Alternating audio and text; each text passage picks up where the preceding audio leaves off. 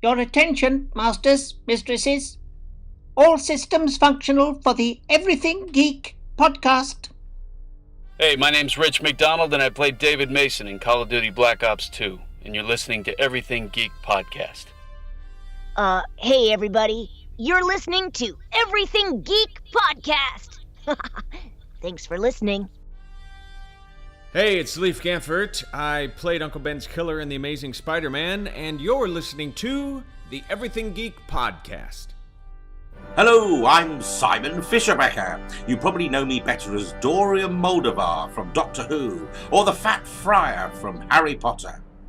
And this is Everything Geek podcast. Face it, Tiger. You just hit the jackpot with the Everything Geek podcast. You're listening to the Everything Geek podcast, bringing you interviews from your favorite films and TV shows every week, and all of the latest news. Here's your host, Rory Williamson.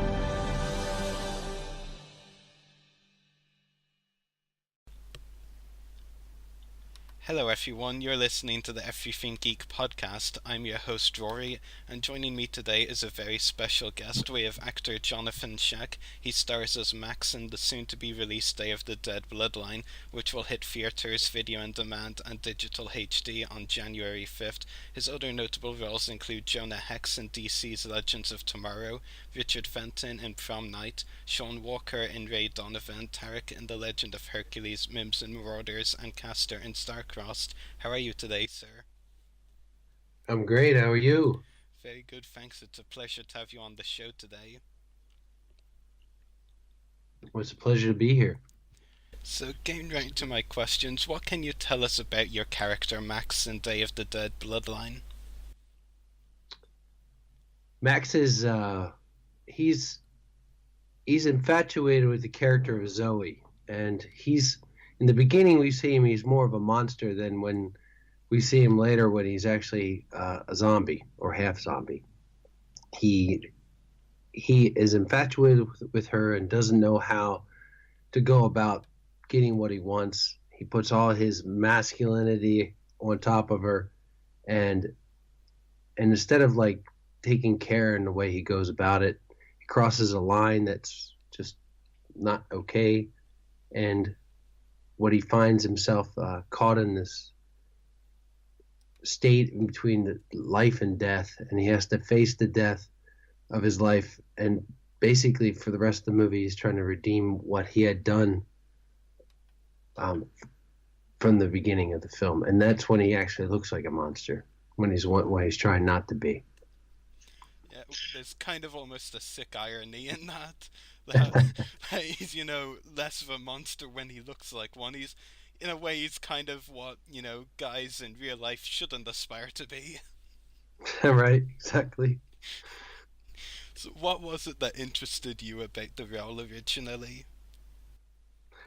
Well, I'm a huge fan of the monsters in the movies and the superheroes that we all love. I'm a big fan of the Hulk. I've always been a big fan of the Hulk.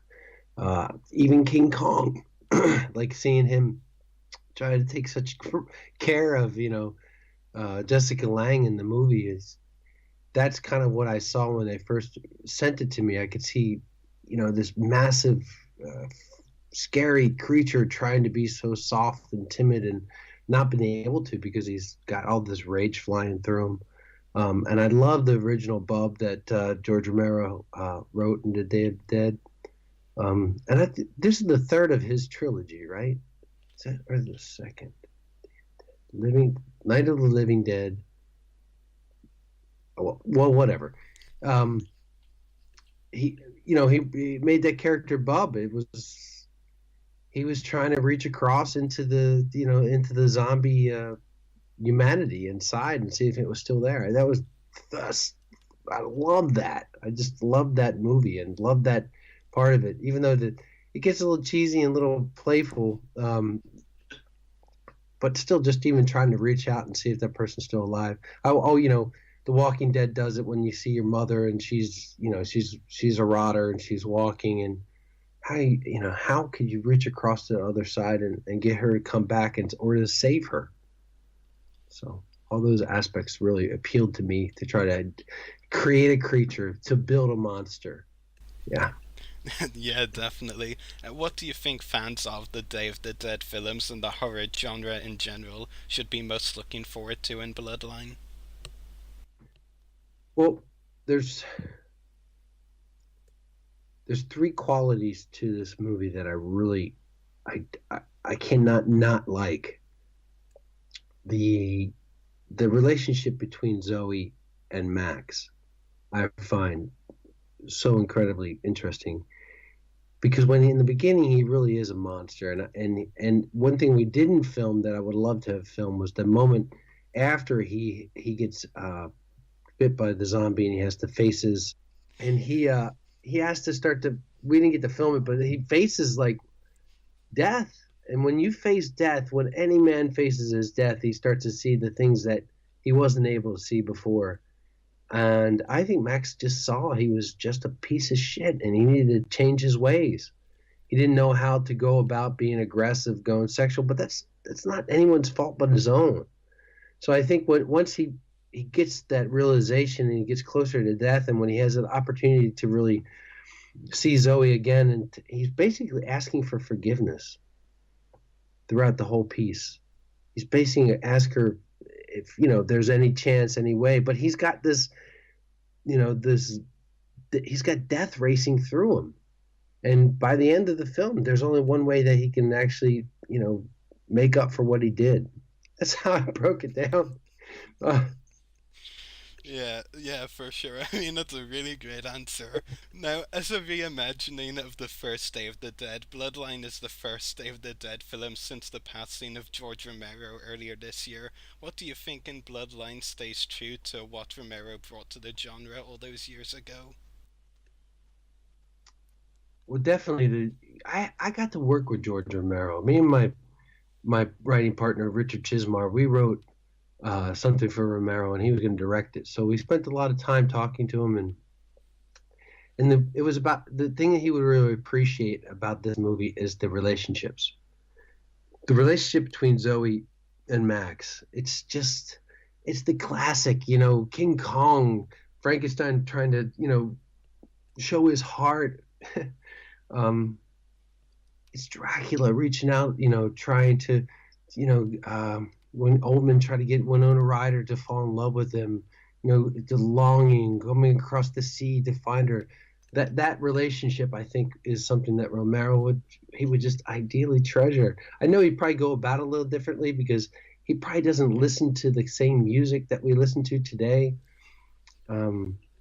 So, he's probably, more into, what would he be into? He'd be into the Beatles.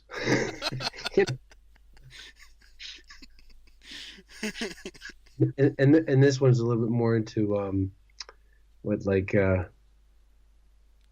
Portugal the Man. Yeah, for sure. Going on to Legends of Tomorrow, which of course you've had a great role in as Jonah Hex, what would you say has been your most memorable experience from playing Jonah so far? Well, I'll give you a little something. The one thing I found the most interesting about playing Jonah is how he's viewed from the outside. So he wears a Confederate uniform, and people have a hard time really identifying. They think he's like this, like his ego is all male. What do you call it? Male chauvinist guy. But he's not. He's been through so much, Jonah Hex. He was a slave when he was raised. He was raised by the Indians. They always see him as like this bigoted, white, righteous, but he's not. He's an anti-hero. He stands up for everybody who can't stand up for themselves. And that's the one thing I love to explore more with Jonah Hex, but they just don't see him as that, because on the outside, he wears a Confederate uniform, he's a cowboy, and he's got a scar on his face. So underneath Jonah Hex, there's so much more that I think that they need to explore. But I know that I'm going back to play him, but I don't know what we're going to be exploring when we go back. That's very cool. And for both Max and for Jonah, I mean, I imagine it takes a lot of work to get the makeup put on for both of them. Can you tell us on average how long the makeup for both of them would take? The first time that we did Jonah Hex, it was 3.5. The first time that we did Max, it was 4.5. You get it down after a while. But Jonah, I think we got it down to an hour, because what it does, it really cuts into your day. You're sitting in a makeup chair, you got to get out of there. But you can't skimp on making it look better, because when that camera starts to roll, it just captures everything. So yeah, I would have to sit still in the makeup chair for Max for 4 or 5 hours a day. Yep. And you mentioned that you will be playing Jonah Hex again. What would you like to see more of with him on the show? Well, I like to see him deal with what is going on in today's society. Out here in the States, they're having riots over Confederate statues, and I think Jonah would have something incredible to say about all that. He was a Confederate soldier, and when he found out what they were fighting for, he told his fellow soldiers he couldn't fight for slavery, because he was raised and he was actually a slave throughout his childhood. So he just couldn't fight for it. He surrendered to the Union troops. Yeah, it's really interesting that you bring that up, because of course it is a time travel show, and Jonah Hex is already good friends with most of the crew of the Wave Rider already, so it would be interesting to see him join the team more and get brought to the future, and that's an easy way they could have him see today's society, like you said there. I know, it'd be great. They're probably scared of the uniform to be. I mean, he really could help deal with a lot of these things that everyone's going through right now. Definitely. Yeah. My final question for you, Jonathan, aside from Day of the Dead Bloodline, do you have any other upcoming acting roles or any other projects that you would like to talk about? I have 2 really interesting independent films that I've worked on. One, it deals with a young man who has MS, and he wants to wrestle. And it was written by a young guy who got MS and actually was able to go out there and wrestle in the wrestling mat in high school. That one we're about to finish, and then this other incredible piece called Butterfly Caught that deals with the pressures and the struggles of actors out here, artists trying to identify themselves and being successful in this industry. It's relevant to what's going on with all the Me Too, the Harvey Weinstein scandals and stuff like that. So it's a really good film. It's doing really well in the festival circuits, and they're looking for distribution right now. I'm sure it's going to be picked up here shortly, and hopefully everyone can see that. Definitely. Well, that's all of my questions for you today, Jonathan. It's been a pleasure talking to you on the show. My pleasure. Hopefully we can talk again sometime. Yeah, anytime. Well, I look forward to talking to you again soon. Thanks again for joining us, and take care. Bye. Okay, bye-bye. Thank you. Bye. Day of the Dead Bloodline will be released in theatres, video on demand and digital HD on January 5th. Time to wrap up today's show. Make sure to check out our podcast links. Check out our website, website.everythinggeekpodcast.com/EGP. Check out our Facebook page, www.facebook.com/everythinggeekpodcast. Check out our YouTube channel, www.youtube.com/user/everythinggeekcast. Check us out on Twitter, twitter.com/everythinggeekp. Check us out on Instagram, instagram.com/official-everythinggeekpodcast. Check out our Mixcloud profile, www.mixcloud.com mixcloud.com/everythinggeekpodcast. Email us at the following email, everythinggeekpodcast@gmail.com. Check out our companion podcast, Everything Geek Comiccast, www.facebook.com/everythinggeekcomiccast. Make sure to check out the hosts' YouTube channels. Mine is www.youtube.com/user/Septus Destroyers.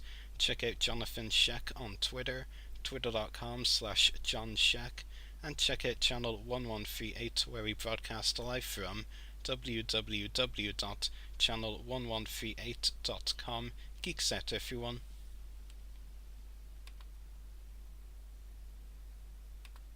Exactly. Yeah.